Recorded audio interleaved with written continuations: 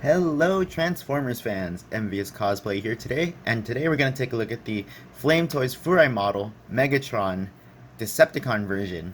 So, the few years, no not a few years ago, I think last year, or 2 years ago, um, they did release the Autobot version when Megatron denounced himself as the leader of Decepticons, and then joined the Autobots. However, we do not know if Flame Toys is going to even put out a G1 version of this model kit. So instead of keeping the paint color scheme of IDW Megatron, I had decided to go ahead and paint this thing up as close as possible to the G1 edition. And let's bring him in a bit closer so that we could take a closer look at all the details and stuff that I did to this to make it look like G1. Alright, so here we have Megatron, and pretty much I just gave him a full light. Well, it looks kind of dark right now because my lighting, but it is light in person. It's a light gray, and I pretty much gave it a clear top coat. The black I just... Oh, and this kit is pretty much 95% all dry brush paint. I did not use any spray paint on this kit. Excuse me. Um, so if you look here on the black, it does kind of look scratched up a bit. That's mostly because the matte black paint that I used. I had gone ahead and panel lined it. So zooming in on the head sculpt really quick. I had painted the eyes as well so that you could just barely see the red. It's kind of hard to see it because the eyes are so small. So I did my best with the red that I have.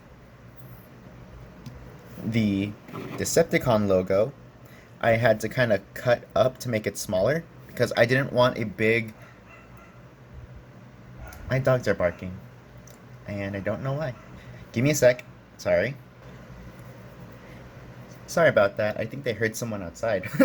So, anyways, oh, now you see the red. Do you guys see the red? Let me know in the comments if you do see it. I did kind of use a dark red, or maybe I didn't put enough coats of red to make it stand out, but it's there. And these sections here, oh shoot, I do not have any tweezers to... Oh, since I do have him here. We'll just use Optimus Prime's pointing finger to point out the areas where I did paint. So the little areas here, I did use a Gundam marker to paint those. This vent area was all red. I had to go ahead and paint that all gray. This outer line I had to paint. The sides here and here I had to paint in red as well. The upper arms I painted in red, painted gray. Pretty much I did it as much as I could to match G1 Megatron. So zooming out a bit, let's go over the articulation. So the head is on a ball joint. You can pretty much rotate all the way around. You can look this high. You can tilt his head down. He has some back and forth and head tilt. Arms can butterfly out this way and back. Oh, I did not paint the joints. So, where's your finger, Prime? Got it. So, the knees, the hips, elbows, the neck joint, and the the tank treads, and the inner parts of the tank treads I did not paint. I decided to leave those alone, just to break up the gray. And I have gone and panel lined it as well, as you can see. So, shoulders, as I said, they can butterfly out pretty good. The arms can go up this high. There is a shoulder swivel in here. arms can go 360. A pretty good double jointed elbow. Swivels on the wrist. And I did paint these in matte black as well. And sealed them with a top coat. The upper chest can pretty much do this much rotation, this much side to side, and unfortunately, another build issue that I have with Transformers model kits apparently. This poly cap here, this one that goes into the poly cap up here, does not fit that well. I even thickened up the ball joint with some acrylic paint and it's still kind of loose. So another letdown of these Transformers model kits. Not sure if the same issue is on anyone else's, but that's how my experience was.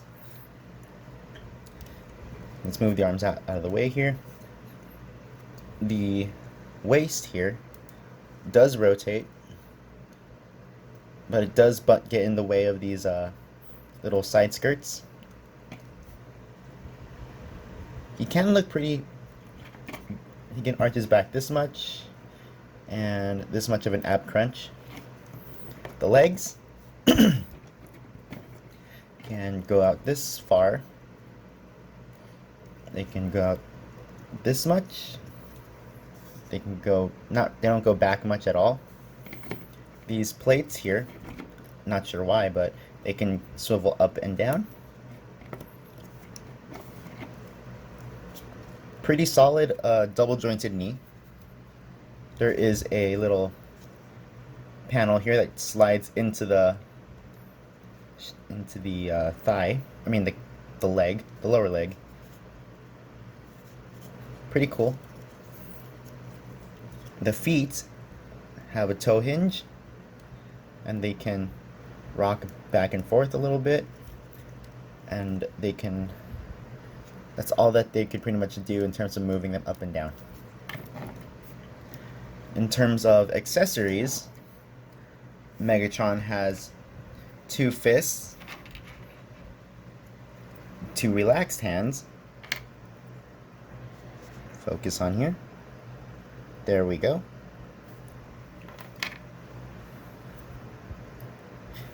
And last but not least is the most important accessory, his fusion cannon. I had gone ahead and done this up in a matte black as well, just to be uniform with everything. What the heck is that? Not sure what that little smudge is there on the back here, but it's fine. It's just gonna be hidden anyway once you put the fusion cannon on. So let's do that. There's these slots here on both arms, but as always, Megatron is always sporting his fusion cannon on his right arm. So let's put that on there. And there is Megatron, fully decked out and ready to take on the Autobots.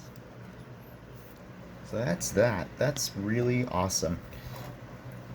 So, as I said before, we're not sure when Furai, Flame Toys actually, will be making Generation 1 Megatron. So, their latest kit came out, I think, 4 months ago, and that was the Devastator model. I'm really hoping that they make more of the Decepticons. So they made Megatron, the Seekers, Devastator. Really hoping for Shockwave and Soundwave next. So as for the Autobots, I'm hoping for Ironhide, Ratchet. Who else? They did Bumblebee already. Maybe Cliffjumper, and my dogs are barking again, but I'm just going to ignore them. So bear with me. So let's see. Putting this, trying to make him stand as straight as possible. Let's have that there.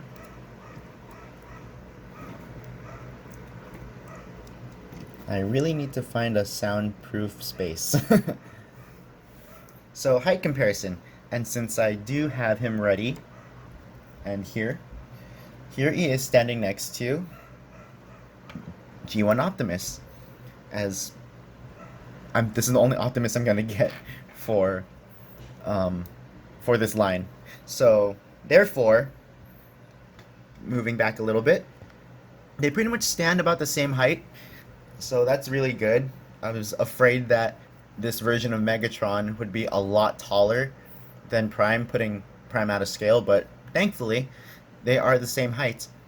So I'm really on the fence of buying the Devastator kit because I'm not sure if he is taller than these guys, because with the exception of the Bumblebee kit, I haven't built that yet, but I'm just assuming he's about this tall compared to Prime and Megatron.